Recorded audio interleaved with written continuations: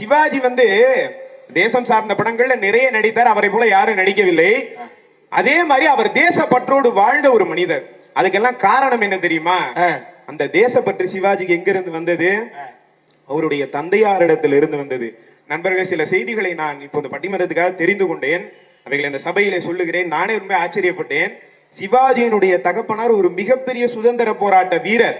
அவர் எந்த அளவுக்கு சுதந்திர போராட்ட வீரர் என்றால், வெள்ளைக்காரர்கள் கொண்டு வந்த ரயிலை கவிழ்ப்பதற்காக தண்டவாளத்தின் மீது டெட்டனேட்டர் வைக்கிற அளவிற்கு அவர் போனார். அந்த வழக்கிலே சிவாஜி ஒரு குழந்தையாக வயிற்றில் இருக்கிற போது சிறைக்கும் போய்விட்டார்.